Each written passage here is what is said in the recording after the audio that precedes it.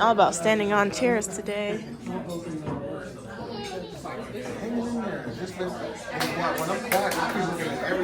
Oh my goodness. Oh my goodness. I don't even know what to say. Everybody, my loves, Yes. my gorgeouses. Yes. Yes. All right, so as foretold, the intermission has ceased. Is it an intermission if it's the beginning? I'm just being so goofy. There's no formalities to this. It's just Tony C up here standing on a chair telling y'all it's about to go down. Okay. So we got Nicholas Rapp, Yes. right? Yes, or Lucid Gardens on Instagram. So let's say it at the same time. 1, 2, 3. Nick. Oh wait, they're saying the same. 1, 2, 3. Nicholas Rapp. Dad, please come to the front, please, and bring that beautiful art. Everybody, give a round of applause for Nicholas. Woo! Now we don't know much about Nicholas. We're gonna let him tell you about himself, and that's the most important part of this thing. So Nick, please. They might find out more about me than I know about myself. Do I stand on the chair? You don't have, if you want to. Stand on the chair? You don't need to stand on the You can do chair. whatever you want, ladies and gentlemen. One more round of applause for Nicholas Rapp, please. I kind of just want to stand on the chair. You can. What's to say you did it? Wow, the power of being up here. Dang, I can see why you get up here. And you can just You literally look down on me. No, I'm gonna stay up here now. I gotta get the chair. All right, so my name's Nick Rapp. My art name's Lucid Gardens. Plant it there, watch it grow in your mind. It's like a Zen garden, but in my brain. That's my world. So anyway, so grateful for Tony and Jada. Jada. For some reason I was gonna say Tierra for some reason. I'm like, wait, I can't. Wait. It's a J. Tierra. Anyway, so I just moved up here recently from Naples, Florida. From the alligators and beach and stuff. Fun Florida man things. As I'm still I was at the beach all day today, Virginia Beach, doing the chalk art competition thing. Walk, walk. Talk the walk. Chalk, Talk the walk. something like that. But anyway, so here, this is I want to show this. This is a picture of a mural thing I was hired to do before I moved up to Virginia. This is at a bar. But I want to share this is a lot of the work that I do is I incorporate a lot of black light, UV reactive colors in my artwork. So there's always a second life or hidden things that you won't see in normal light in it. The sense of lucidicity, whatever you want to call it. It's kind of like the dream state. It's hey, how can I keep creating as I'm going? If you have a lucid dream, it's you're aware, you just keep making that world exist in front of you, right? So, I want to explain this. So it has a lot of my characters. There's this little mushroom thing over here. Woo! But that's these eyeball sunflower things, and I made all these flowers for a while. Hence the term Lucid Gardens. So then my whole saying that I came up with one day, I was I'm gonna come up with a lot of people, artists, I've realized have their own little mushroom things, and really make a lot of things with eyeballs in it. But this one doesn't have any eyeballs. It's these green glowing orbs for eyes. So it's not really an eye. It's a boil of pores, spores. That's a sportle. Spore bubbles. Sportle. There you go. So I was saying, because I was making these flowers, and I saw it as a rise in the beginning of my art life from several years ago to coming up with this mushroom thing, and I had this saying to decompose, the flower, you blossom, you drop your petals, you're a tree, and you have your season, and you blossom, you're strong because of your season before. So, but what do when you start losing all your leaves and you're that beautiful flower? Well, you start decomposing, and when you decompose, what grows from that? Mushroom. Yeah. So it's so to incorporate. That's how I look at the mushroom, and a lot of my artwork is rebirth from your path of all of your underlayment, everything you fertilize for your goals and whatever, everything before you stands before you, and the mushroom just breaks it all down, and then you got your other season, you have all these other flowers, growing up. But you know, that's just the mushroom aspect. But yeah, so it's like what I do. And when I got hired for this, they're like, hey, we want you to come look at this. And you know, what I did for years, you know, painting on walls, spray paint, whatever. They're like, oh, how come you're spending all this money on this? It's just gonna get painted over, or like, you know, blah blah blah. It's just gonna get painted over. It's just gonna get painted over. I'm like, well, you know, I'm on a mission, and I do what I like to do, and you know, who else is gonna do it if I don't do it? Exactly. So when I got a call for this, and I showed up, and like, yeah, we want like this room covered up, and you know, we want a blacklight reactive. I'm like, well, shoot, that's what I do. That's what I've been practicing for years. So I want to show this as a representation of like everything I've worked for the past like 5 years since I started actually getting into doing art for a bigger purpose. Went into this room, like I applied multiple different styles for like graffiti stuff to blend it all in to make it seem like maybe not just one person did it. Yeah, that's it, you know. And it might go on UV, but this is the representation of, you know, like my career coming to the right calling, and you know, that's what I seek. That's what I seek, to make what are they called? Interdimensional art, but you know the term. Introspective, immersive. I like creating, you know, making lighting. I'll build things to make it seem like you're in an actual world, and you just didn't walk into a 2D plane, put some art on it, but like you're there. You get to feel the experience. Multimedia things. But yep, I don't really know what else to say, but it's called The Alley. This is in Naples, Florida, and I look forward to, I don't know, expanding my art life up here. And where is this again? Oh, Naples, Florida, Naples. at a bar called The Alley. It's beautiful. Oh, thank you. You did an amazing I job. appreciate it. So cool. I would love to like go and explore what she did. Yeah. Oh, Like yeah. just go through it and just see all that he's done. Just look. This photo is like probably like what 5% of what you did, or is that all of it? Well, I did like scattered things, but like if you walk into this bar, it's like it's a place like this size, and they put like fake brick wall. They have like fake balconies, so like actually when you walk into the place, it feels like you're walking into like a New York City alley. They have balconies up there, and they have like mannequins and stuff. Oh, that's so cool. That's cool. Yeah, no, it's a dope spot. So yeah, I mean, my long-term goal is to actually make like an immersive art bar or something. Yes, you know, do like, it. down the line. But I also do like construction and like Do it. build things. So like, Do it. thank you for that. Do it. But yeah, thanks, so. Anybody got any questions for Nick? Anyone got questions? Anybody? I know you said that you consider immersive. Have you ever considered like interactive media Mm. to play a role in any of your bigger projects? Well, what do you say? Like, what do you mean interactive? Interactive media like technology based, I guess. You know how like you said you build things already. I'm sorry. you know how like in like I think to piggyback on what you're saying, there's like certain YouTube videos where it'll give you like a 360 perspective, and like it's interactive media for Yeah. whatever the video is supposed to be showing. With your work, like to be able to explore the photo, that would be a cool way to gather more people's attention and attraction to your work, Okay. and actually want to come and see it in person. Oh yeah. Well, Yeah, so that as well, and I was also thinking about like even like the physical space. So you know, like maybe using just throwing stuff out there, sensor like sensor technology, for instance. Where Oh, yeah. people can actually like, touch it, and it would be able to like trigger certain things, certain colors. Or like Oh, open yeah. things. Like, yeah, they have like projection mapping and stuff. Yeah, Like I've so done like yeah. other projects before where people do like projection mapping on things. But you know, I think that's like I had an art piece and I made a frame, and then like when you walk up to it, I've got like there's like the little recording boxes you can buy for like if you want to like make a card and like have a recording in it. So I took one of those sound cards and I put music on it. So when you walk into my art piece, you could like at least like hit a button and it'll start playing music. But like that was like 6 years ago. So yes, that's like that's been in my brain to like how can I take it to the next level as I grow away from people hiring me to do things. So yeah, right.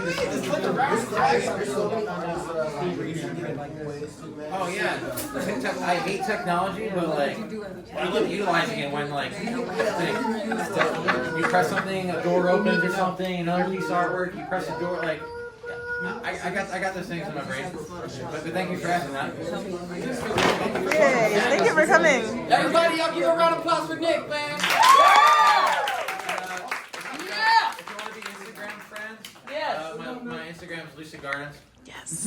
And then we encourage Follow everybody to him. put your Instagram and email right there on our list. Yes. Oh, I'm sorry, email version list. of this. I'm that. I have a bigger. Oh, in real life.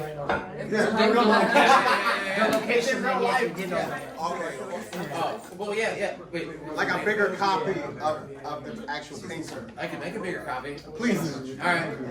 Yeah. I can make a big one. I mean, the quality came out great. I made this, and I'm like, wow, like quality came out way better than I thought it'd be. Cyberpunk, like Alright. That looks like a dream come Oh, true. you go ahead. Go ahead. Don't pay for a month and then.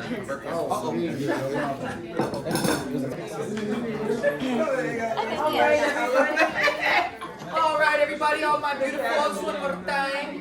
Where we have another lovely introduction. Jada, would you like to introduce our next person? Yeah, creative, intuitive person. Yeah, up next is Bianca King. Up next, we have Bianca King, which is a tarot reader. What else do you do, Bianca? I'm not gonna go. I'm not gonna go. Yeah. I'm just gonna. I'm gonna talk about myself. Yes. Everybody give a round of applause for Bianca, please. Yeah, Bianca. Oh, excuse me, can I squeeze in here real quick? Thanks. So basically, I give intuitive readings. I also make oils. I've learned how to make a lot of stuff. I make baths. I make beaded chokers and stuff. I do wire wrapping sometimes. But I also like to draw. I've been doing a lot of stuff like that. I have some artwork in Corbros on 21st Street. It'll be up until maybe July. I have some drawings over there. I do a lot of stuff. I make incense too. I know a lot of stuff about like doing like videos, like virtual classes and stuff like that. And I've been a tarot reader for maybe about almost 6 years now. I used to do readings at Aries Apothecary for about 5 years there. Yeah, I like to learn how to make stuff and do stuff, so I'm just, I like doing that. That's just what makes me happy. I like to be with myself and, what'd you say? What got you into reading tarot? Oh, my best friend gave me a reading when I was, maybe like 22 or so. She gave me like a deck or whatever. And I had a dream about helping people and stuff. And I had like a professional tarot reading at Aries Apothecary, and they asked me to be a reader there, and I took like a little test kind of a thing, like discernment wise. So basically discernment is like intuitiveness, and it's like basically it helps you learn how to listen to yourself. You know what I mean? I do a lot of ancestral veneration stuff with my own spiritual practice.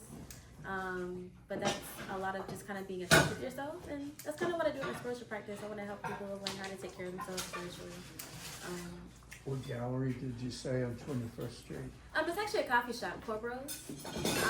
Spell that. Corbros is like Kordors. It's a coffee place. It's right before Bangkok Gardens, across from the Dollar Tree. Yes, on 21st Street. But yeah, I've been in Norfolk for maybe about 12 years now, I want to say. I'm from Chesapeake originally. I used to do poetry, but I don't really do it very much. I used to do like slam poetry a long time ago. But I really just like to go to open mics now, like just to go see people. That's kind of what I usually do.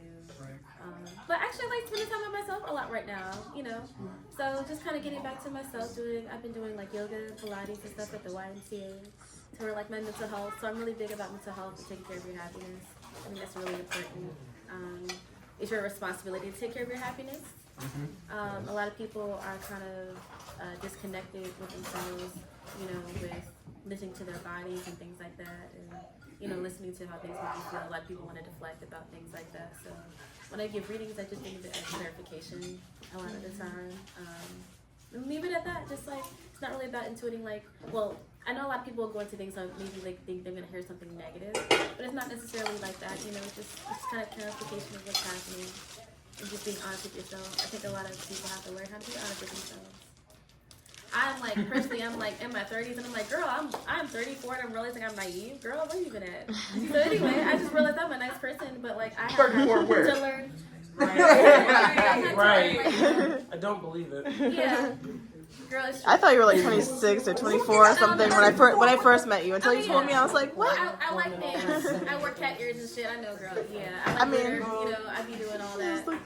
I like inner child energy. I just like having fun. I'm not a troll, I promise. When you love I what like to laugh when or you love I what will you make do, a you joke. look 20 forever. I said when you love what you do, you look 20 forever. Oh yeah. Just being happy with what you do is very important though. That's what I'm really learning too. Like, you know, being happy with what I'm doing, my schedule, what am I doing for myself. And learning how to pour into yourself too is really important this year. Not be distracted by things around you too much. You know. Be honest about your feelings. How much are you doing tarot readings for back there? I'm doing tarot readings. It's $10. It's $15 for 10 minutes. $15 for 10 minutes. Yeah, if it's $15 for 10 minutes. Okay. I like to do that for events. But it's $1.50 a minute anyway. So this pays basically about the same. That's tight. So yeah. Explain the stone. This is yellow calcite. It's good for cleansing. It's also really good for your solar plexus, confidence, your self, I guess like maybe self-belief, self-purpose kind of a thing. So you know, what you think of yourself, happiness, all that. Willpower too. So yeah, I like stones a lot. What's your favorite stone? A favorite? I like labradorite. I'm wearing that right now. Okay. Well, Yeah, that's what I was talking about earlier. And I like freshwater pearls. I've been making a lot of stuff with pearls. My favorite. See, I don't like monetizing everything I know how to do, but I like making jewelry for myself, kind of. You know, like on some self-love stuff. Make that money. Yeah. Make it. Yeah. So anyway, I've been in this area for a while. I like doing community-oriented stuff. It's always like pretty much helped me, I think, with my mental health too. You know, going outside and connecting with people and the right people is like really good for like self-awareness and like, oh, I'm doing the right things, or you know, I'm maybe in a good place or in a good space with people. That's always really good. So community is really important. Just put that out there. I don't really have much else to say. Yeah. Any other questions? $15 for 10 minutes. Well, thank What'd you you. say? You Bianca. did a wonderful job. Oh, thank you. Yeah, I thank appreciate you. it. Let's give a round of applause for Bianca. Alright, we got one more. Yeah, sorry about that. Clap, clap, clap. Yeah, Bianca. Okay, so now I got a question. So you expressed that you're doing the tarot reading for like 10 minutes for $3. Do you also study like palm readings? No, I used to, but I never really like dug into that very much to know what to do. It was more like I was learning about stuff like on the hand and everything like that. I have generally worked with like discernment and water. Keep it that simple. Discernment, water, and cards. Because I'm picking up on like emotional energy, intelligence, and then like the cards are like one thing, like pictorially, you know, you can look at stuff that clarifies things for you visually. Because like learning is like a lot about, you know, listening to what, you know, feels comfortable with you, but also like intuitively being comfortable with something. It's the same thing with a lot of things when you're learning how to do something. A lot of people are just different learners. But with tarot, it's like discernment and then the visual pictures on the cards. So. Okay. That was my question. And really, discernment and intuitiveness is like learning how to listen to yourself and your feelings. Thank you. How do you handle criticism from people who perceive this as something that's evil? Oh. Good question. It's not my problem. That was a really good answer. I don't have to feed into that, but and they don't got to understand, and that's cool too. Have you ever experienced somebody like, I guess, giving you a hard time because of it though? Yeah. I mean, sometimes people are also like when you give people a reading, maybe they may not want to receive what you're saying, so I have to also be comfortable with that too. But it's not really like it has nothing to do with me. It's just like being a messenger. Like, oh, I told someone this because whatever. That's what's happening. What they do. And like learn how to not be attached to that is important. Yeah. Keep it as less messy as possible. So you know you have to learn how to discern things with your feelings and like what's a healthy, like you can acknowledge your feelings, but like what feelings are you feeding into are also very important. That's right. Yeah. Just throwing that. Anyway, yes, that's it. Yes. Yay, thank you. Doing readings in the back. Yes. Get readings. Please come to the back and get one reading if you can. Please. She's really good. Bianca, thank you so much. Thank you. We appreciate you for coming. Of course. Where's my chair? All right. Hey everybody, we're gonna continue this thing. with Ree. She's back there. Yes, we have Honeysuckle Witch, also known as Ree, or Ree, also known as Honeysuckle Witch. And yeah, she's one of our lovely friends that is also involved in our artist group. And she's going to hold the floor now, so we ask that everybody show a little love and respect as she speaks about her craft. Yes. And without She has further a table back there, so. yeah, and her table's back there. I'm out the way. Hi guys. Hello. Hey, round of applause. My name is Ree. I'm with Honeysuckle, and the Witch's Brew is technically like the full name on our business license, but I tend to like shorthand it Honeysuckle Witch's Brew because words are hard and I'm lazy. And I actually, I forgot to tell you, I go by they, them. No harm, no harm. You're Okay. good, you're good, you're Sorry. good. But for future reference, I do go by they, them. So I do tea that is based on the major arcana of tarot. I try to look at the tea not the tea. I'm doing things out of order. I try to kind of look at the cards and how they tend to be interpreted by the reader and how our ingredients benefit the body. Kind of mash those two things together and wow, I got flavors. So today in our orange igloo, I have the moon. This has chamomile, red raspberry leaf, dried strawberries, and white silver needle, which is a Chinese honeysuckle. We like to have at least one flavor that has honeysuckle in it because that's in the name. So for this one, the moon is supposed to be kind of like a dreamy card. It's about overcoming anxieties and kind of overcoming battles, I should say. And I will also kind of preface this by saying I'm still learning, so if I get anything wrong, then Bianca can correct me, and I will rectify that. But anyways, moving on. The moon is, to me, or what I have understood is, overcoming battles and whatnot. And the ingredients that are featured in this particular flavor, they're high in antioxidants, anti-inflammatory, and they're really good for kind of dealing with headaches and anxieties, and certain things like that. This particular brew has a little bit of honey in it to give it a little extra sweetness, because I know us Southerners, we like our sweet tea just about as sweet as it'll kill us off one day. Bag of sugar with some water. Yeah, right? But I also do a myriad of other things. I have been in a few art shows with Jada and Tony, as well as Bianca, and Sarah, who you guys will meet in a little while, I'm sure. And yeah, and I'm holding this candle and waving it around like it's a weapon because I also have a cult. Not a scary one, I promise.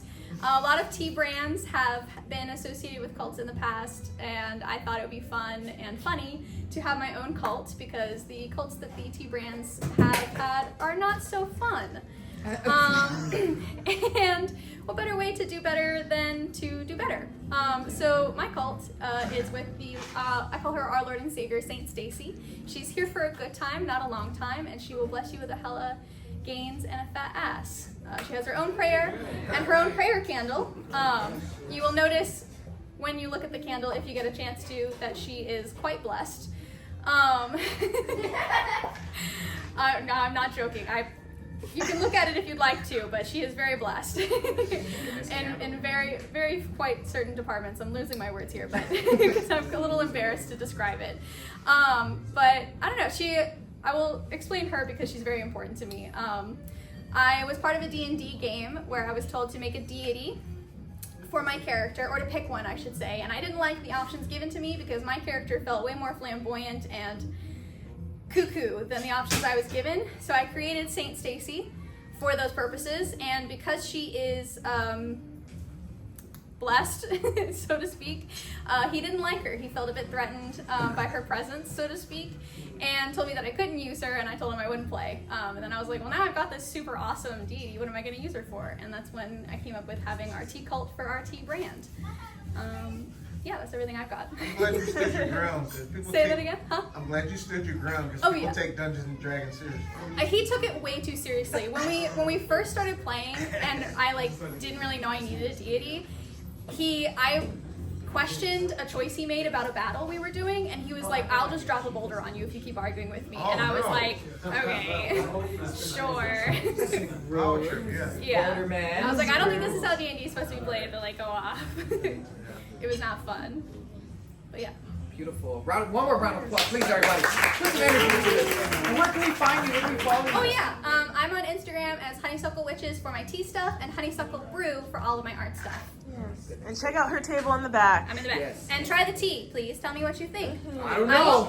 She said it's a cult. Be careful about the tea. I was like, No. drink the tea. I will say, I do have little tiny cups over there if you just want to sample it and you don't want to like commit to a whole cup, because I know that not everyone is a big fan of tea, and it really does mean a lot to me when people try it and tell me how they think. That's all. I thought it Up here was in the good. igloo. I thought it was really good. Thank you. Tea's in the big Everyone else orange try it. glue up here by the wine, Fresh. everybody. Cha-cha. Thank And you, it is Tea. free. You can just chug it. Well, not the igloo, but.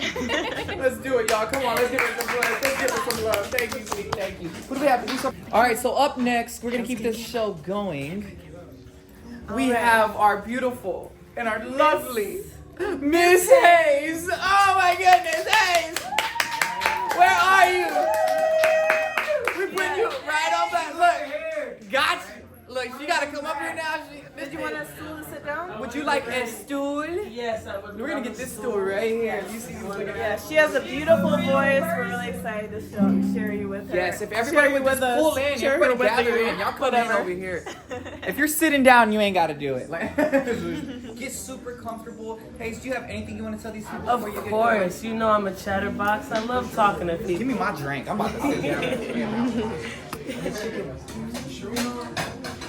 Oh God! I'm sorry. No, you're fine. Matter of fact, let me make sure.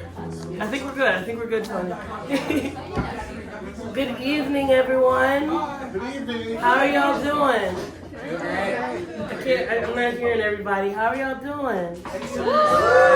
There we go. That's a lot better. I love being engaged with my audience, and I love when my audience is engaged with me. I just feel like it makes it more of an intimate experience for both halves of the experience, you know what I mean? So, my name is Miss Hayes.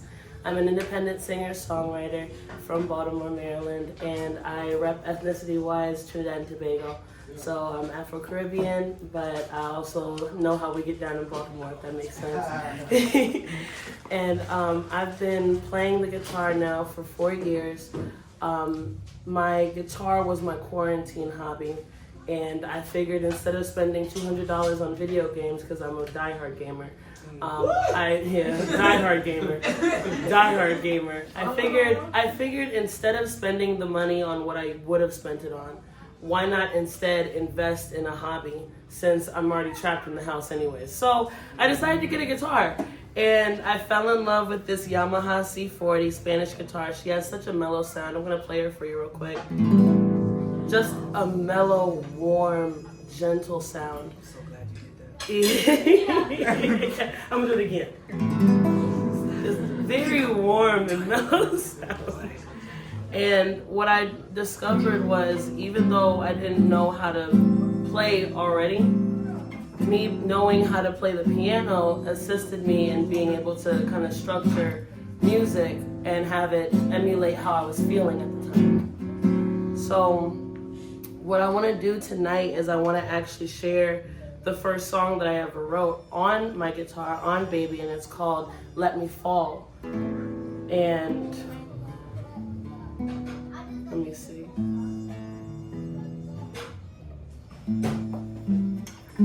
There we go.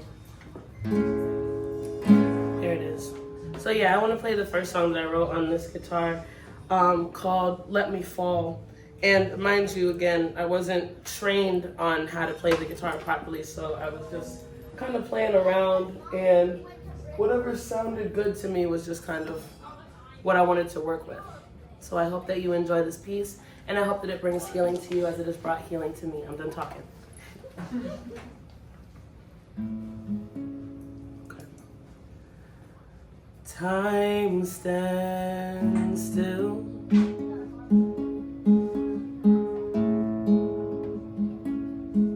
The air is quiet.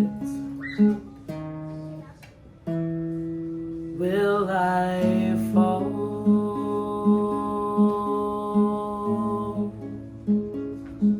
in love requited? Would I wanna fall into the deepest and darkest depression? If only it serves as an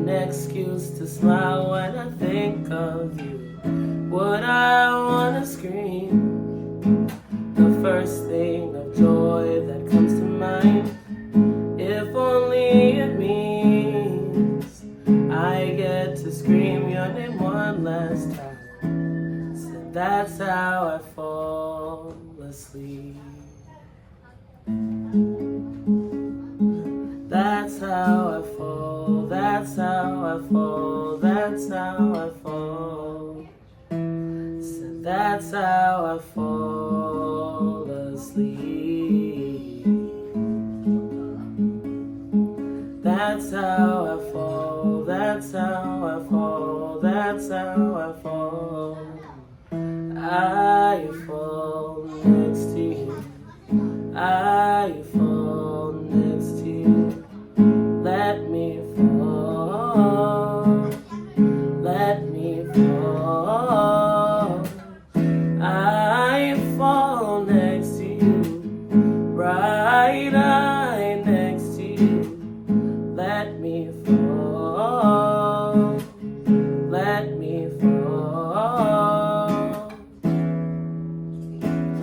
Let me fall, fall, fall, fall, fall. Let me fall, fall, fall, fall. Won't you just let me fall, fall, fall, fall, fall. Let me fall, fall, fall, fall, fall. When we fall in love, we risk getting hurt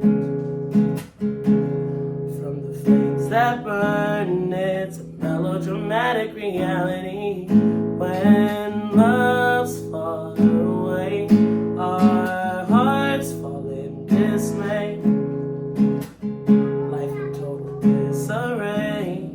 Asymptomatic is the clarity. Let me fall, fall, fall, fall, fall. Let me fall, fall, fall, fall. Won't you just let me fall, fall, fall, fall, fall. Let me fall, fall, fall, fall, fall. Let me fall, fall, fall, fall, fall. Let me fall, fall, fall, fall. Won't you just let me fall? Just let me fall.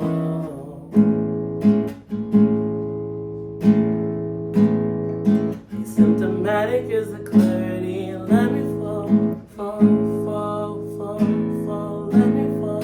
Asymptomatic is the clarity. Let me fall, fall, fall, fall, fall. Let me fall. A melodramatic reality.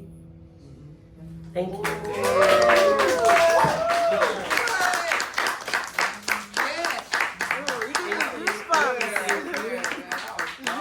I have goosebumps on all my arms and legs. That's what we needed. Beautiful. Thank you, thank you, thank you. I'm sitting down and that set me down.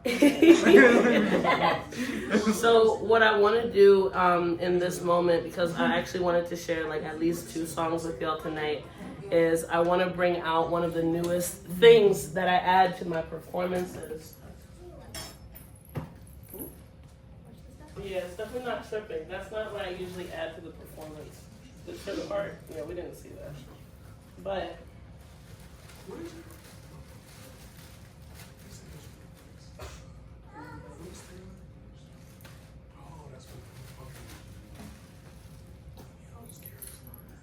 so I'm gonna talk while I'm doing this, but for me, I identify as a born-again Christian. I'm a follower of Christ, and my form of worship is in the music that I've written and that I play on my guitar. Every experience that I've gone through that I haven't known or had the tools to be able to navigate on my own, I would give it to the God I serve via singing about my experiences. And so I incorporated a prayer rug into my performances now, because every time that I'm singing before you, I'm really sharing my worship space and my worship time. So I bring the prayer rug out more so to show that and be symbolic of that. Now, the piece that I'm going to share with you, which is why I wanted to bring the rug out, is my newest release, known as Addictions. And Addictions speaks to the inner mind of the believer that knows better but struggles to do better. And a lot of times when I've listened to Christian music, I've heard music that speaks to the greatness of God, the mercy of God, the might of God, and all of that is holy and sanctified. I will never disrespect or discredit that agenda. But I haven't heard Christian music that really represented real life believers that go in ongoing recovery for the rest of their lives of the very things that they formed an identity with, that they understand are addictions that they once had. And even if we are understanding that we're freed by the blood, it doesn't change the fact that we're still in ongoing recovery. It's still a battle that we go through. So music that speaks to that individual, I wanted to allow my ability to basically be a platform for. And so again, it is my hope that my music brings healing to you as it has brought healing to me. And I'm gonna start to play Addictions.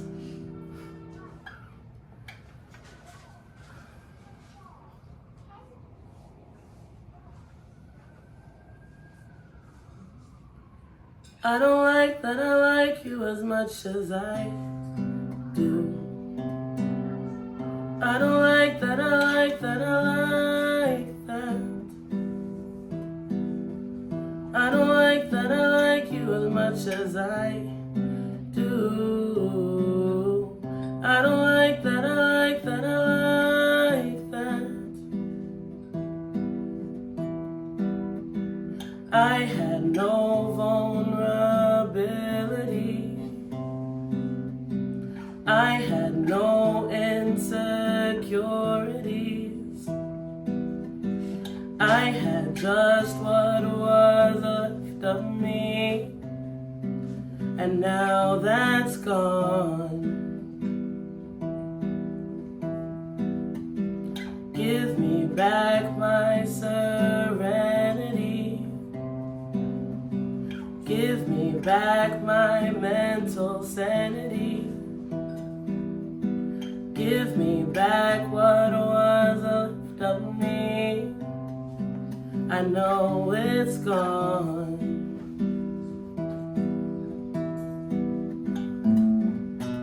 I was never vulnerable. I thought that I was stronger. Never too emotional. Would have sworn that I was sober.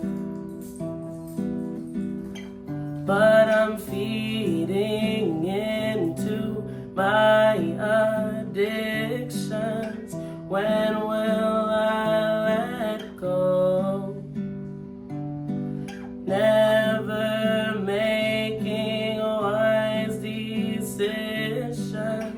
Will I ever know? I don't like that I like you. I don't like that I like you as much as I do. I don't like that I like that I like you. I don't like that I like you as much as I do. I was never vulnerable. I thought that I was sober. Never too emotional. Would have sworn that I was. I thought that I was. I knew that I was feeding into my addictions. When will I let go? Never making wise decisions. When will I ever know? I was never vulnerable. I was never vulnerable. I thought I was. I thought I was. Never too emotional. Never too emotional. I swore I was sober, sober. I I was never vulnerable. I was never vulnerable. I thought I was. I thought I was. Never too emotional. Never too emotional. I swore I was sober, sober. Yeah.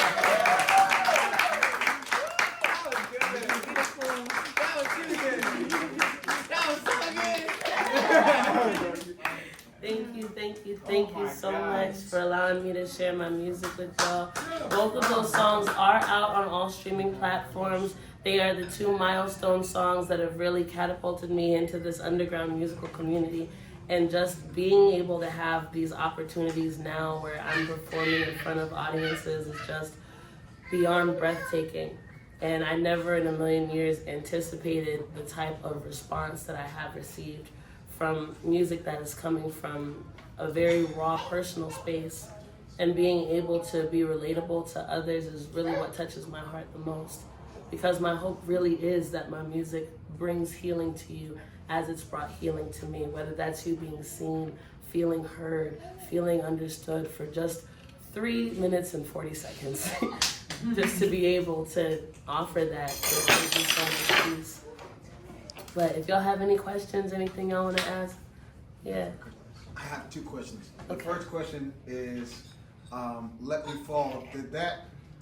What was the inspiration behind that song? Was it, or are you dismissing somebody trying to tell you to get out of your feelings? Is that a dismissal song basically telling somebody to leave you alone? So, Let Me Fall is more so of the inner dialogue, right, in your mind. You understand that there's a risk that comes with loving anything and anyone. You get attached to a dog. What comes with that is if you don't take good care of it, you're gonna grieve the consequences of not being able to take good care of that pet, right? If you fall in love with a person and you neglect them, or you don't take proper care of them the way that you guys agreed on, then you risk the consequence of facing the loss of that person in your life. And so even if it's not for a negative reason, sometimes people just don't want to be around you anymore. Sometimes the dog just runs away because it didn't want to be with you anymore. And it wasn't necessarily that you didn't take care of that person or that loved one or that creature. But to say to yourself, would I want to fall into the deepest and darkest depression if only it serves as an excuse to smile when I think of you? How much do you think you have to love a person to be willing to grieve them that deeply, if only to just smile at the very thought of them? And so for me, my walk with God, as a Christian woman, my walk with God has been probably one of the most painful experiences in my life. And it's because so many life lessons come with the demand that you trust this almighty being that you're still trying to figure out how to communicate with, how to understand, how to hear, how to actually listen, how to actually trust. You're being demanded almost, not demanded, but you're being encouraged really strongly to trust this being that never guarantees you an easy life, never guarantees you a pain-free life. Would I want to go through absolute hardship if it only served as an excuse to smile when I think of the God I serve? Like I said, my music is my worship first, but it can apply to so many different layers. Did that answer your question well? Yeah. Okay. Yeah, I was thinking the opposite. I don't know why my brain, I took the negative, like, into the negative, like, but it was a positive message. It's intentional, though, to take it, to initially take it on a negative side. Because who would want to fall into the deepest and darkest depression? Yeah. Who would want to be in a space where they're screaming the first name of joy that comes to mind? For you to be in that kind of space, it's extreme. And I think that a lot of times it's a part of societal nature or societal approval to run away from the extremities of yourself, to run away from the extremes of your own emotions. For me, I can't operate that way. If something hurts me to the degree that it hurts me at, I want to know what it is that hurts me that badly. So that's where the statement, like, if only it means I get to scream your name one last time. In the worst situations I've ever been through, I've run to God. I've run to God. I've cried and had the ugliest cries and those more intimate moments where you're in a pit of absolute despair. I mean, it's a real experience for more than just myself. But who's worth the pain? The God I serve is worth the pain that comes from growing closer to him. It's worth the pain. Because for some reason, God loves me enough, despite me doing the very things to him that are so painful when others do it to me. And I get to understand that and learn that every day that I choose to get closer to God. I get to see how many times I fall short and still choose him. So that's probably the best way that I can answer that kind of question about Let Me Fall. I love that. Thank you. That was awesome. It's not like blow everybody's mind for a second, right? Man, what the heck, Ace? Why you just come and sit everybody down like this? Dang, we should have You called me at the floor. I mean, you surprised me. I said, I love it. okay, I'm coming.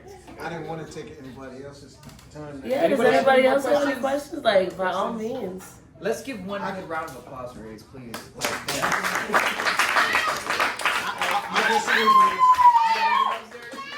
I'll just squeeze it.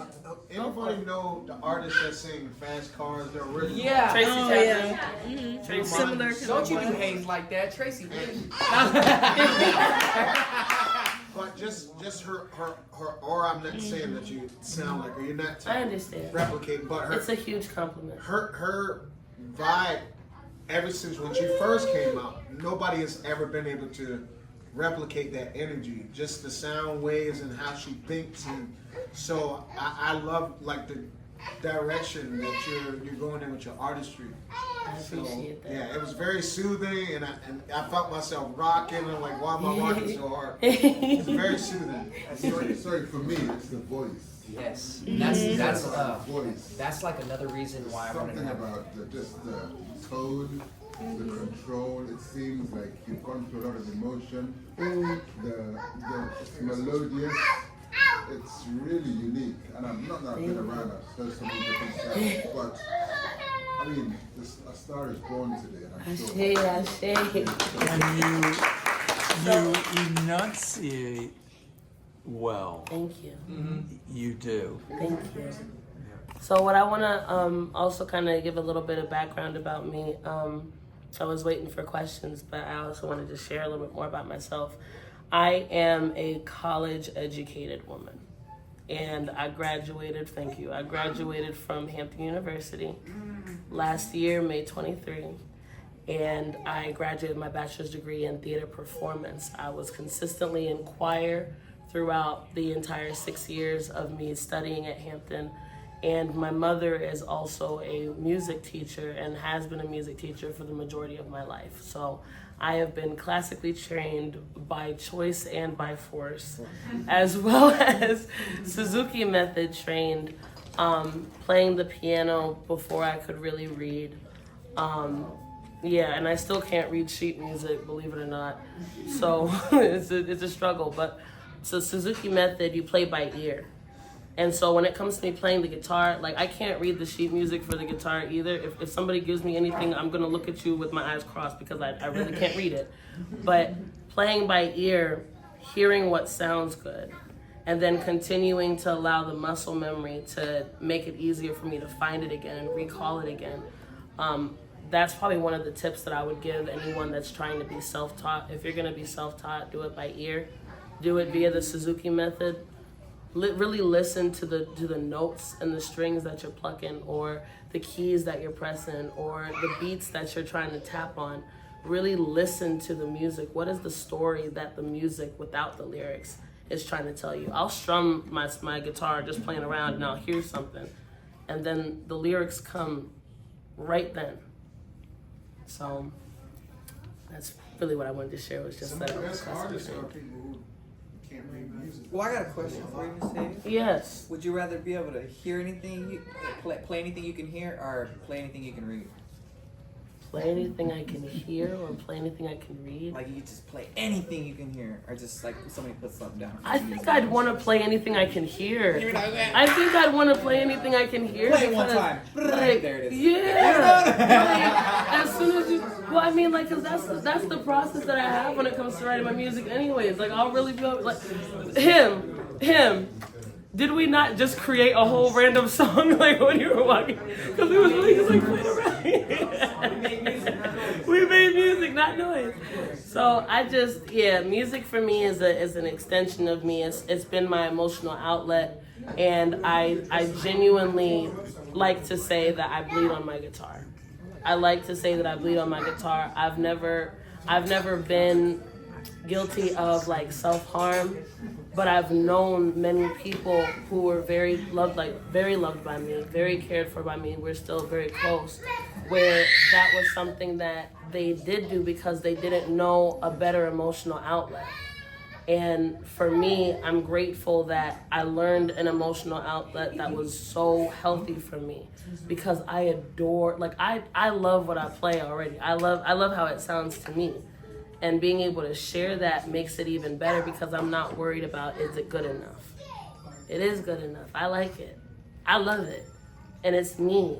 So when you listen to my music, you're listening to me. When you love my music, you're loving me. And genuinely from the bottom of my heart, I just want to thank each and every one of y'all for loving me enough to letting me share my music, share my heart, share my worship, share my peace with you. Thank you. Yes, thank you. Well, hey, you're going to Hollywood. Oh my God! I got the golden buzzer. Get the thing. I don't know if anybody's down with this. I just wanted all of us to hum. Like one note to like shake the building. Is anybody down with that? Y'all down to do that real quick? All right, let's try it one time. Ready? We're just gonna go like Ready? Everybody take a deep breath out. Ready? Breathe out. Now let's breathe in. Ready? 1, 2, 3.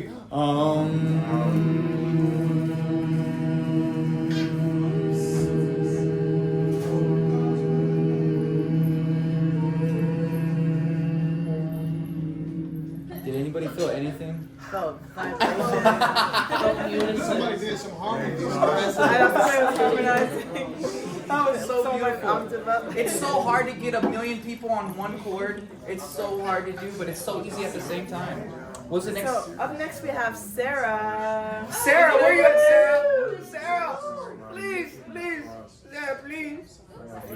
Sarah, please. Tell us all about you. She has some googly eyes on her hat today. So she's gracious. She really dressed up. Is that who I think it is back there? Is that Short Story? Short Story! What are you doing right there? Hey, give a round of applause, Short Story. All right, let's give a round of applause for Sarah. Sarah! Now we're gonna get out the way. We're gonna let Sarah do her thing. Sarah, you go. You get loud. My voice is at like room pitch, so I really gotta woo. All right. If we could give Sarah the floor, y'all, please, to show some love and respect to Sarah, please. Yeah. Hi y'all. I'm Sarah Glazer. I'm an illustrator, cartoonist. I recently got into decorating pottery, working with glazes and stuff. So this piece that I'm holding right now is the original version of it is much larger. It's 26 by 40, so if I brought the original, it would be like my whole self, and you wouldn't see my face. And it was done with a Sumi ink and nib.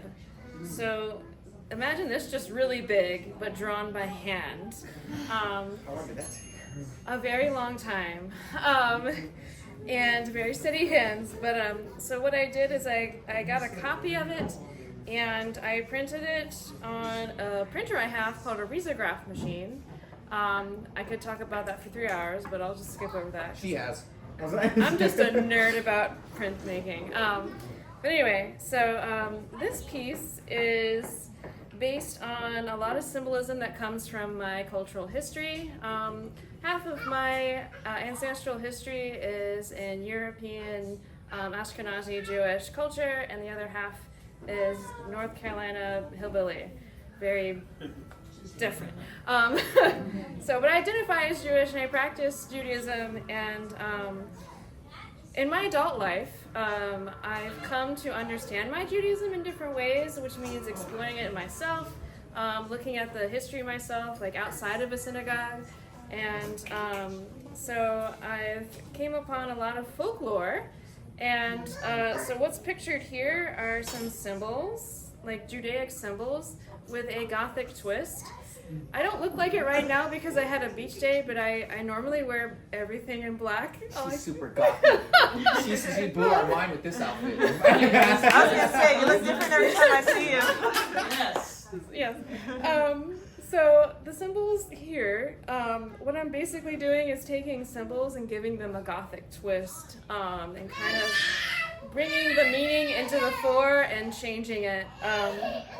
So the hand that you see at the top, it's supposed to be or symbolic of a Hamza, which is in many cultures, Judaism included, but it's a chicken's foot. Yeah. And so it has the evil eye in the middle, but it's a chicken's eye also. And the symbol of the chicken's foot in Ashkenazi Jewish culture is, particularly Eastern European, the chicken's foot is like a symbol of protection. Right. So they would actually have a literal chicken's foot cut off and then made into an amulet and put over things to protect households. That's the thing they did. And so it's holding something that is present in all modern synagogues, which is something called the Ner Tamid, which is Hebrew for the eternal light. It's always over the ark, which contains the Torah scrolls, and the eternal light is just a light that just is always there. It's always on. And the light here is different. So it's a black flame. And in Jewish culture, text is really important. Literature, the word, Hebrew words and how they're written is often referred to as the black flame on a white background. So I've turned the eternal light into the black flame of truth. And so this is basically an arrangement of symbolic items, like the protection of truth and particularly personal truth. So I just put them all together in this illustration.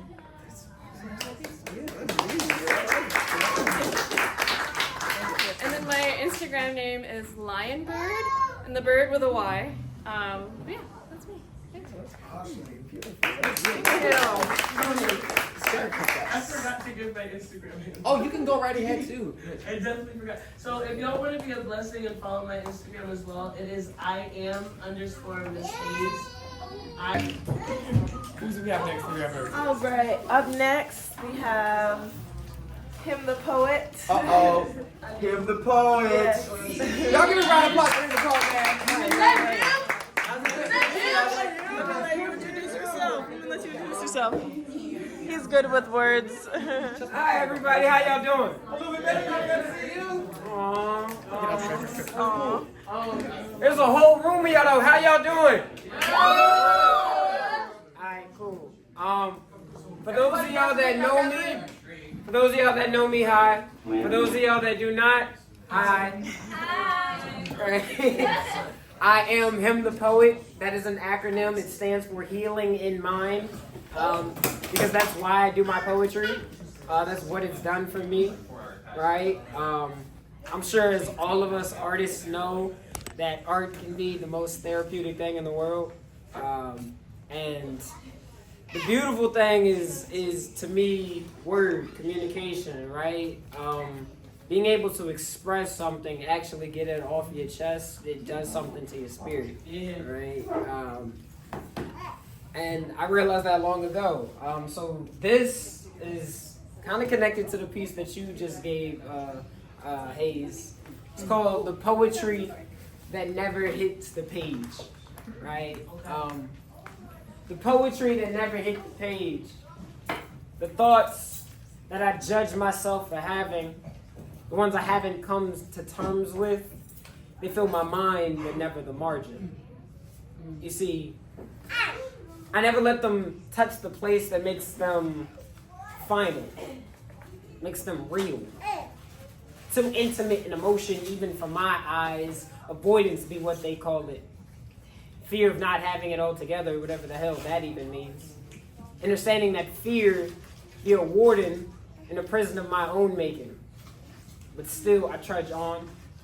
Writing this poem was the first step in my 12-step release program, and ain't it funny how a black man can end up behind bars one way or the other?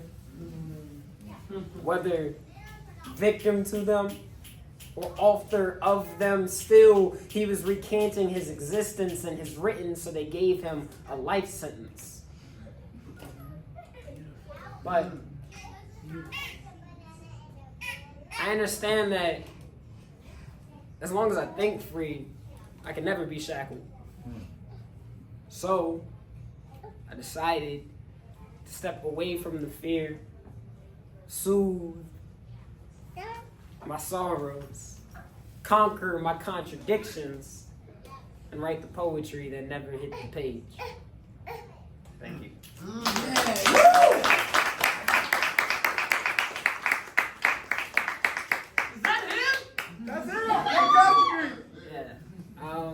So for me, I've started writing.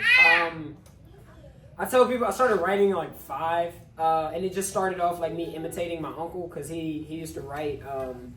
He was a rapper, right? Or is a rapper. He raps, and he would write in a songbook. And just seeing that, like me and my uncle were within enough age that it's like we grew up kind of like cousins. So everything I saw him do was just cool in my mind. And seeing him write and how like focused he was, and that was like his place of solace, I took to that, you know, and I asked him about it. And as I get older, I started looking into the writers I'm listening to, and they got me thinking very deeply about the things I'm writing now. And even so, I realized when I would write, it was me coming to terms with the things I was feeling. But when I finally decided to get on a stage and say it in front of people, that was giving myself permission to actually feel those things. Right? Because, yeah, now it concretes it. Like, oh, shit, you heard it too. Right? So, yeah, that's really what that piece came from. But it's show and tell. I got a few more pieces. Are y'all cool with that? Yeah. Right? I'm going to set this aside for a second. But I got to... Show off the hats, man. Show off the hat. Show off the hat. Show off the hat. Okay. So I am also a clothing designer. What? Right. So HEM stands for Healing in Mind. So I have a clothing line called HEM Wear. Right? HEM Wear, Healing in Mind Wear. All the clothes have affirmations in the hems of the clothes. Right? This is, so everything that I make is one of one, right? I do customs, I do splatter paints and all that. So I couldn't make it again if I tried, right? I'm really good, but I couldn't do it again. But I did want something that's more consistent and people can go to that really want to support me. So I wrote a poem a while ago, and this Medusa was a black woman hat is a symbol of that poem, right? That's the line in the poem. Shout out Ms. Hayes, right? Because she actually has a very custom Medusa, the black woman hat, right? Oh, she gonna go get it, y'all. And she gonna show y'all and tell y'all too, right? So she actually was the one that got me to start doing tie-dye, because she demanded something like very unique. She was like, it's gotta be, I do like very, I have like 5 colorways that are on the website, but she wanted something very special. So I tie-dyed hers and I embroidered her name on it as well, because she supports me and all that I've done. So I made sure to support her by giving her that. I want to wait until she comes back here to do the poem now, right? Because again, this is indicative of a poem, and it's beautiful, that poem itself, because I feel like I was really called to write it. Like it was like, I tell people, there's a difference between you sitting down and writing something, and then when like there's a poem that's given to you, right? Like it was dropped in my ear, and I had to write it. so many instances happened within like the spew of like 2 or 3 days, that it was just like all connecting. And I saw, the final one was I saw a woman in the New York airport terminal that had green locks, and that just like did it for me. And I had 2 hours layover, so I just started writing. But I was saying that to say there's other things that have come apart from doing that poem, right? And I guess the whole poetry that never hits the page, you rob not only yourself of expression, but the world of what you have to offer, right? And the things they can offer off of what you have to offer. Because I got a homegirl, I have in my room, over top of my bed, is a very large painting. Her name is Ashley Ray Neal. She used to own the Art House Noir on Dinwiddie Street in Portsmouth, and she did a painting, Medusa as a black woman, from hearing my poem. And I have that sitting over my bed, and it reminds me of, to me, it's a reminder of my worth in the world. That there's a thing that exists that wouldn't have if I wouldn't. Right? Shout out Miss Hayes. Could you come here real quick? Can you come here real quick? Yeah, that hat. Fire. And I helped her retwist her locks, y'all, so this shit real cool. Y'all see, this is a very unique one of one. Medusa with a black woman bucket hat, smelling like Miss Hayes herself, with Miss Hayes on the back, right? Thank you. I wanted to wait till you got here so I can let y'all know though. Because Medusa was a black woman. Ain't it obvious? Turning all those to stone that stare at her hair. Ain't that just like how a black woman can stop somebody dead in their tracks just by the look of their locks? Called them wild snakes. Simply because they knew not how to tame them. As if they were something that needed to be tamed in the first place. Catch her on the corner of MLK and Athens. I mean, for Zeus's sake, they left her headless. Ain't the world always been cutthroat to black women? Seeing the effortless beauty they embody? Jealous of it, they act as Athena did. Cultivating the culture to see them as monsters. Mothers of maliciousness. So every time a white woman's purse see us black men, it's clutched tighter than the shield he originally used to avoid the Gorgon's gaze. And only a black woman. Only a black woman can strike such fear with that look. That look. The look we all got in a supermarket for touching something we had no business touching. I mean, even in her death, they used her body still. And that sounds just like Henrietta Lacks to me. Sounds just like Sandra Bland to me. Sounds just like all the black women whose bodies were looked at as something to be used rather than something to be protected. So protect them. Not just physically or mentally, but spiritually, emotionally, culturally protect them. Not just today or tomorrow, but across all the channels of time they have yet to attempt to dilute with whitewashing or miseducation. Protect them. Protect them because they're the most priceless entity on this planet. Protect them because they deserve to be protected. Protect them because they are our mothers, our daughters, our sisters, our wives, our aunties, our cousins, our grandmothers, our friends. Protect them. Or maybe don't look at them wrong when you do it. Thank you.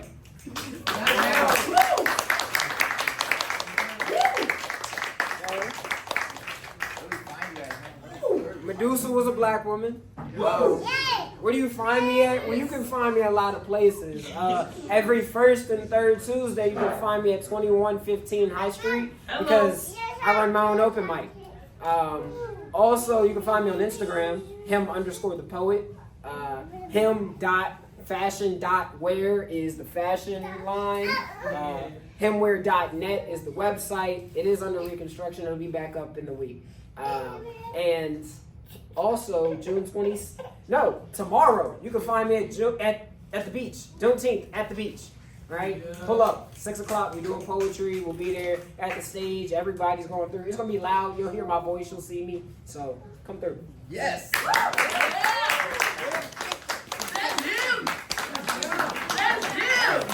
Thank you. Thank you. Obviously. Amazing as always. Random You know, written by this wonderful What's the man right here. Huh? What's the nonsense? And there's a beautiful cast in here as well. So. Oh yes. Yes. Thank you so much. Check out All of them, Hayes was in it too, Jada, Tony. From the mastermind of this man right here with the white hat on. Singer, director, actor. Jamal, what you at, buddy? Alright. I got movie star now. So, these spots, they work for 4 months on the play. So We work for free. all of them, all individual. I'm just playing. We got paid. Everybody's so talented, so I had to round them up, and I'm glad that they have chemistry and they continue to support each other. That's all that matters to me. Y'all, the work that y'all doing, continuing to do. So. Awesome. So, Anina. Anina's over here just kicking it with the baby. Shouts out to the baby. She's been entertaining. So next up we have Rain. Rain, please don't go away. Do y'all practice these intros like we do in our mind? The Wonder Twin thing going on. Rain, come on up here, Rain. What are you doing, baby? How long will it rain for? Let's find out. Let's find out. Oh, do you have your Rain's pieces? man. Yes, ma'am.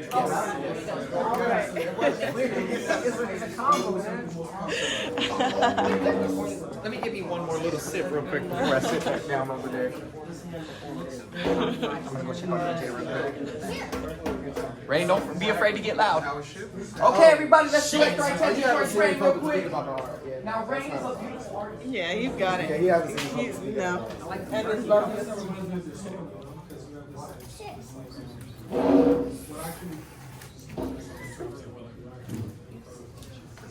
Excuse me, I'm gonna throw this away. I didn't want to present it with blue tape on it.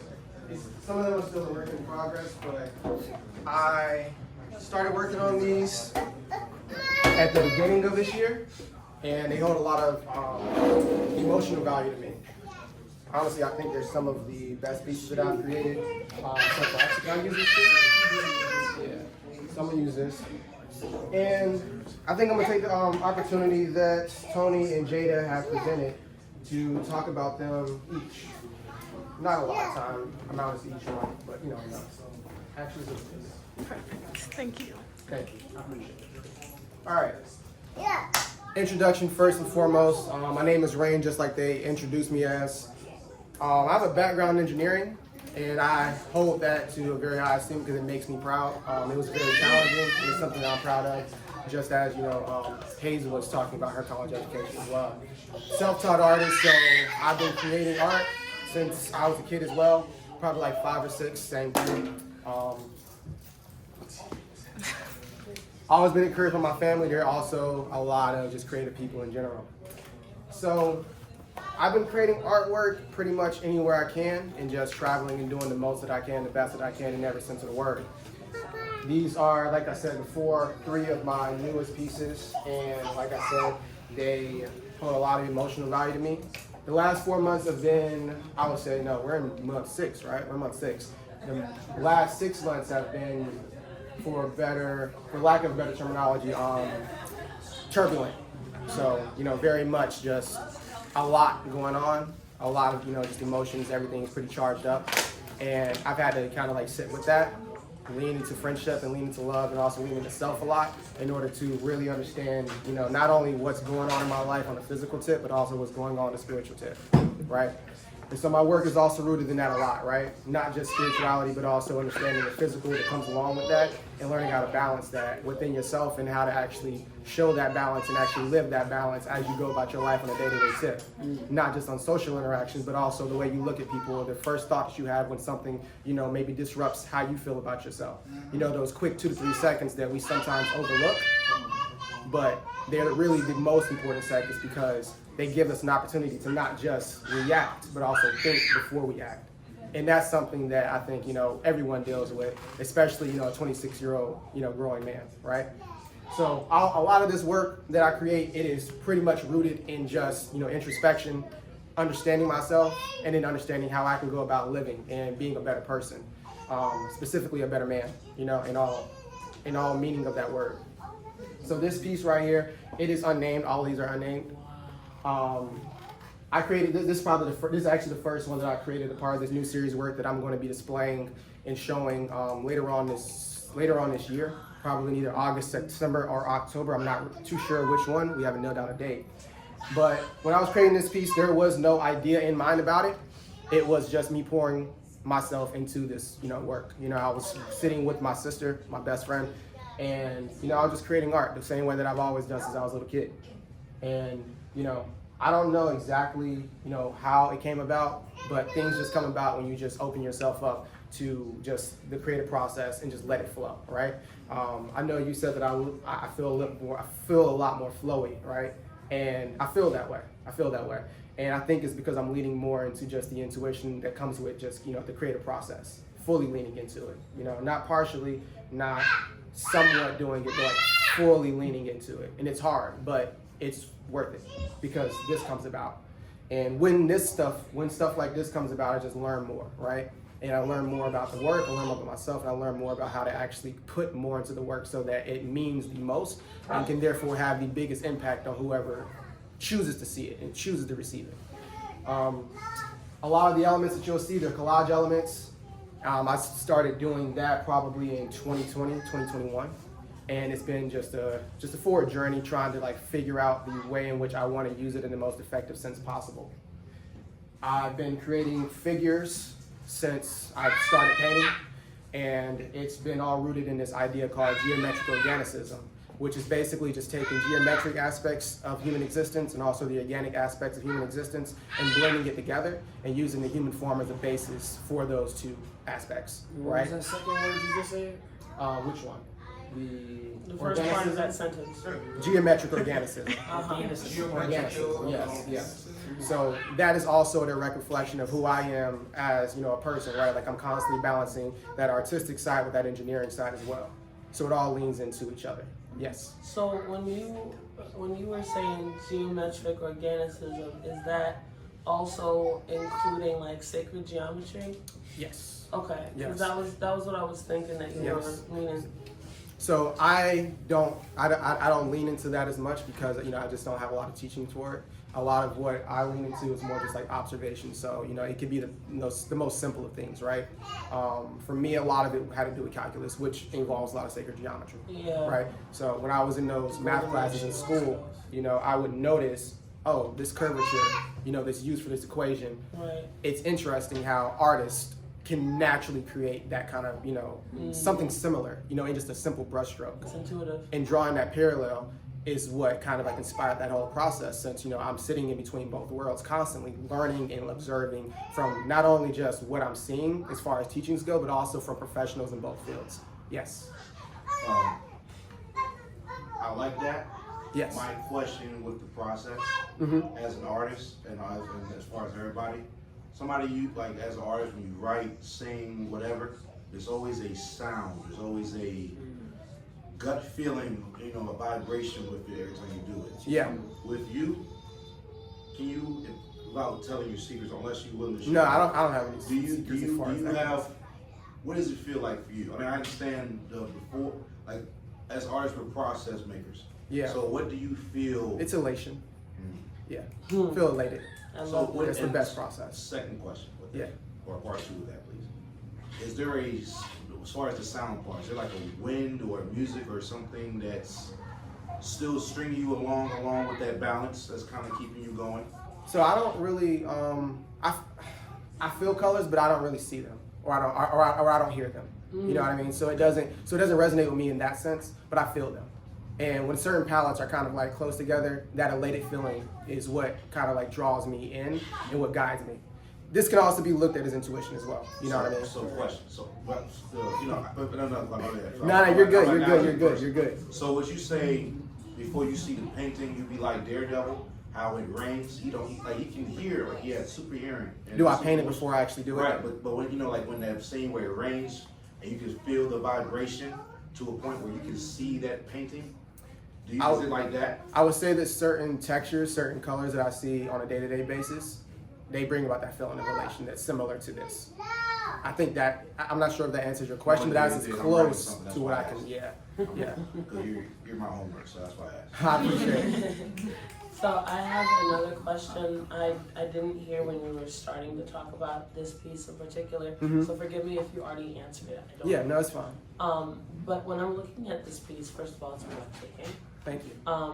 The first thing that I see is the sympathetic nervous system, or at least the start of what is a very complex, even like photograph-wise, it's more than what you painted. Yes. But what I see is the sympathetic nervous system, but I also see the organs, the lungs in particular. Yes. And I'm curious because there's multiple organs in the upper half of the human body that you could have also painted. What was it about the lungs for you? Shortness of breath. That's what I was feeling. Yeah, shortness of breath and how it's felt over the past couple of months for me. It's felt like shortness of breath almost. It looks like a beautiful depiction of like stress and how it affects the body. What it's come to represent to me is like vulnerability and standing face to face with things, with everything kind of exposed. It was kind of my first time even doing the form like this, more of an outline and not necessarily defining it in that way. And before I was kind of just like innately drawn to do it, but then as I kind of like sat back and just observed it for a few days, what made sense to me was like, okay, well, what about this and everything that you've done? It has to come from somewhere. You know what I mean? You just have to figure out the words to put to it. You know what I mean? I love that. And what I came to realize is like, okay, cool, you were in this place of where you were very vulnerable, bro. That's all it is. And that's how you felt.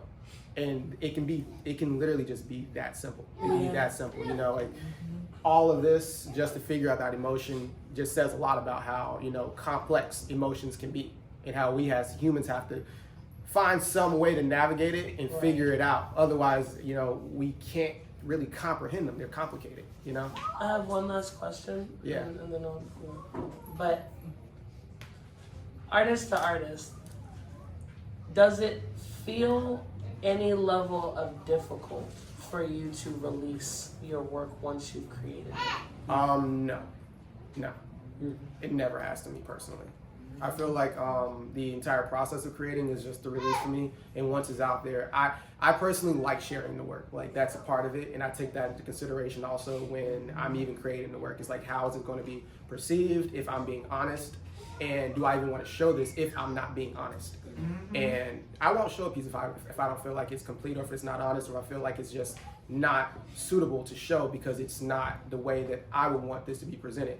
These are things that I'm, you know, pouring out, you know what I mean, and just choosing to present.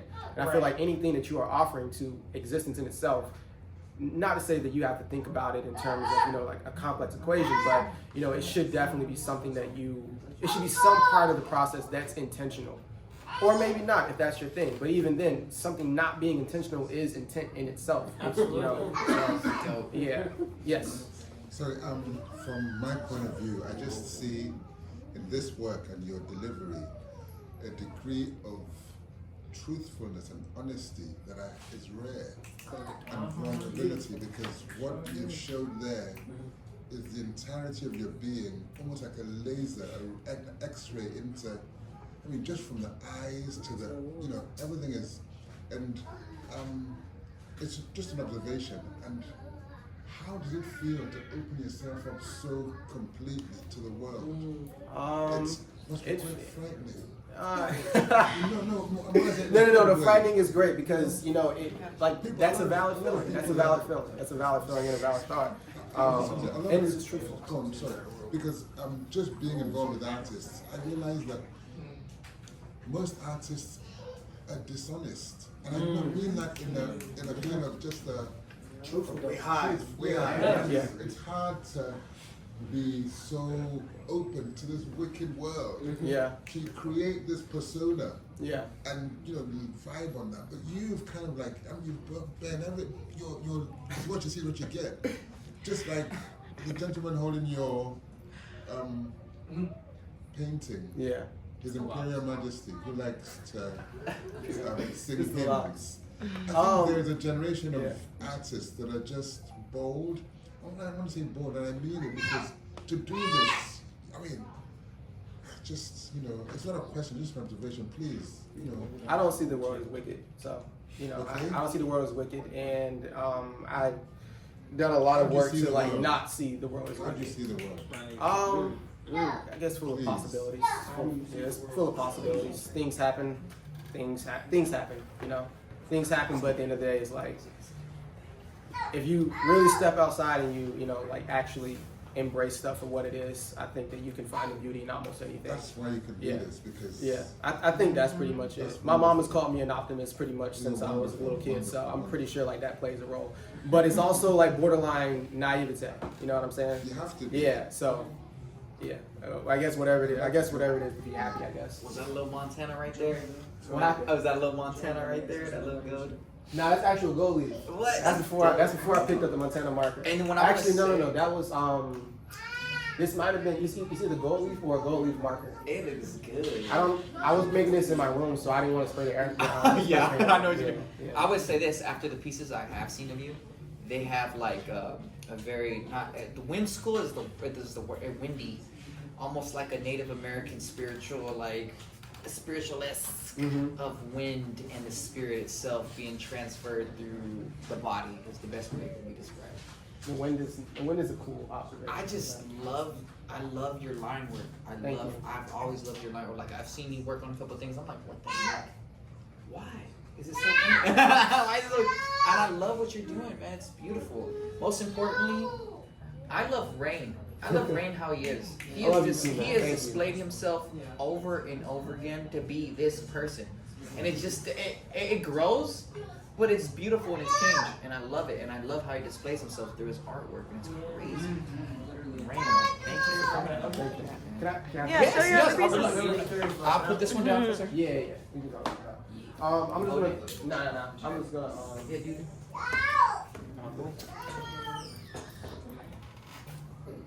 Yeah, that's cool. And I'm just gonna hold this one. Oh, that's backwards. What? It's even doper. Oh. It looks like a smoking tree. Yeah, it's a tree. It's a tree. It looks like a tree. Yeah. It's a tree. Yeah. I'm glad that you guys see that. So also over the past 6 months, I've been like trying to figure out a way to connect my work to my family history as well, without it being so, for lack of better words, cliche. Right? Obvious? Yeah. Yes, obvious cliche, all of that, right? I know that in a lot of black art, you know, we constantly, a lot of times what we see and what we go to immediately is depicting our features, right? And whether it's our hair or whether our skin color or skin tone and things like that. And there was this a little time period in contemporary art history where a lot of black artwork that was largely centered around the depiction of black figures, whether it was them adorned in, you know, certain attire or it was them completely naked. It was pretty much kind of like, I don't want to say hyped up, but it was definitely uncomfortable to see how certain pieces were just blown into proportion. Yes. In places that were not owned by us, i.e. white spaces, right? And it was interesting to see how, you know, a young artist who was 21 years old, 24 years old could create this piece and it means so much to them, and then the piece is now inflated to $50,000 and this artist, you know, has only been working professionally for a couple years. Right. And what that does to an artist is put unrealistic expectations on them. And it's not to say that like I'll never create work that's centered around that, you know, type of style, but it definitely challenged me to think about, okay, in what ways are we also connected? In what ways can I also reference my family history while also not leaning into what is deemed easy or appropriate or is needed since I'm a black artist. So the trees, that's a very long-winded way to come to this, but the trees are a direct reference to a tree that is in my great-grandparents' family land. So my grandfather, he was one of my inspirational figures, and I never met him, but I respect him just for what he left behind and what he, you know, just represented to all the women in my family. And there's a tree. It's a southern live oak tree on our family land, and I remember just being around that tree since I was literally like this tall. And when I was thinking of things that I could use to reference not only, you know, just my family history, but also where I'm from, that clicked because the southern live oak tree is native to the southern region of the United States. And the deeper south you go, these trees have moss on them, and it's called I forgot what it's called, but it's southern green moss or something like that. And so on a lot of the trees that you'll see in the depictions, like these ones, or even ones in the future, they all have this southern moss on them, and that's my connection to where my home is, literally where my home is, the place where my grandma is, the place where my great-grandfather built that home up, and that tree has been standing since my mother was a little kid. Yes. Is that what's happening with that mural you're doing right now? Yes. Okay. Yep. That's beautiful. Yep. That makes me, yeah. That's what I was thinking about too, because I know some That is moss so on there. cool, right? Thank you. And so, yes, sorry. I just was wondering if you were thinking of Spanish moss. It is Spanish moss. I love, Thank you. like, It is Jeopardy, Spanish moss. so- Yes, it's Spanish moss. Thank you so much. And so then that's where, some of the eyes also come into play. And that's been an idea that I've been working with since, I would probably say 2017. It started out as an idea, called like more windows to the soul than one. And, eyes being windows to the soul, and, just multiple, it just has multiple meanings aligned with that. And so what I came to just kind of like draw that parallel with is, eyes basically being symbols of, a person's soul. And with the trees being a direct reference to something that is tied in with my family and, not just my family, but also where I'm from and the culture that I was raised in, it just kind of like made sense for this to kind of like be my reference to ancestors looking over us in certain senses, right?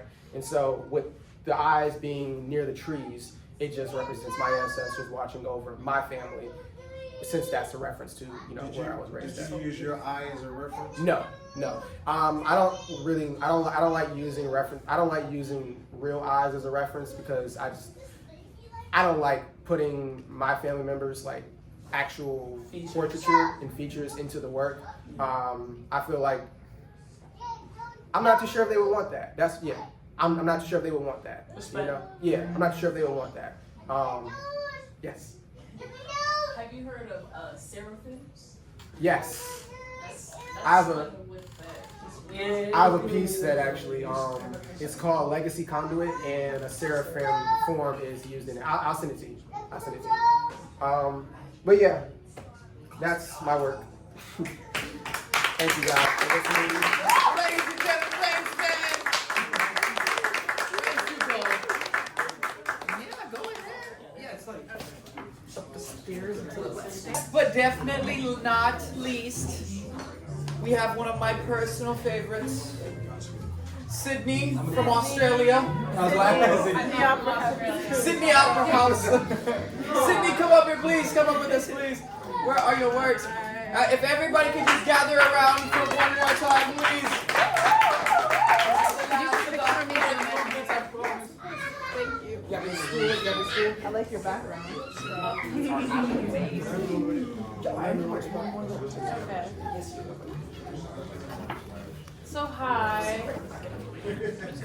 I think we should all just clap and scream for being here for 2 to 3 hours. Good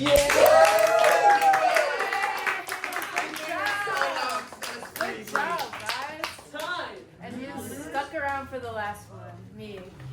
So, typically, thank you. Oh, well, I was scared I was gonna go after you, like, to be so honest, like, I was terrified. So I'm glad I'm right where I am. So my name is Sydney Hale.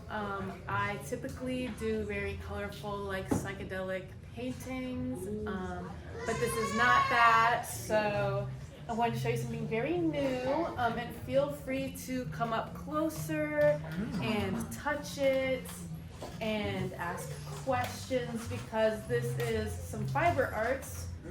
So it is embroidery, sewing, applique. This is what you were doing. This is what I've been doing, yeah.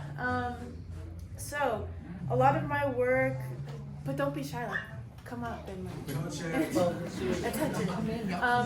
but a lot of my work discusses like lesbian identity and gender fluidity and figuring all of that out. So yeah, recently I've been sort of inserting like What'd you put on here?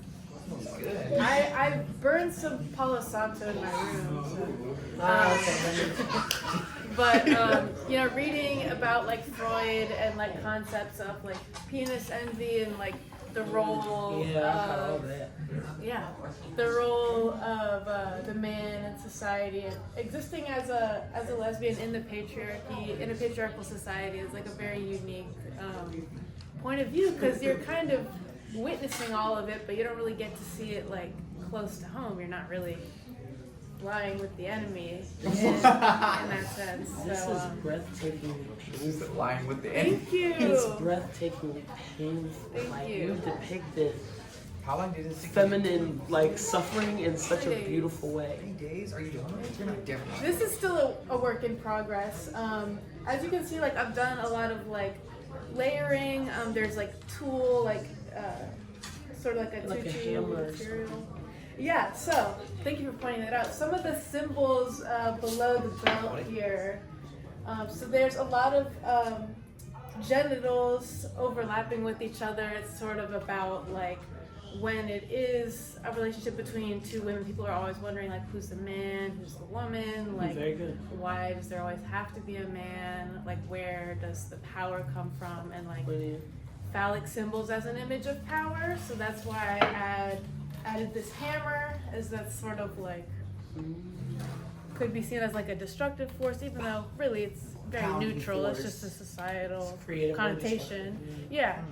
And I do like to add like a little bit of like levity, because I mean I appreciate you saying that this was like, I don't remember what painful. Breathtakingly painful.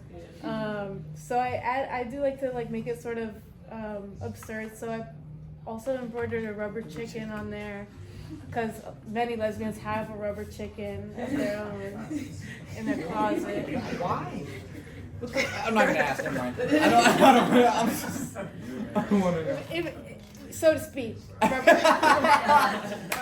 So yeah, it's sort of just all the things, like this is what's going on. Like I don't really know who I am in the patriarchal society. I don't really get it. Like why do people view me differently? Like why do they see me as a woman when I'm all these things? Why do you have a small hand up on the eyebrow? I was just kind of, this? Yeah. That's like, my eyebrows go straight up one way, and like, all the women in my family have it. It's like so random. But some people do, and it's typically in your left eyebrow, where like, it kind of shoots straight up instead of going the right way.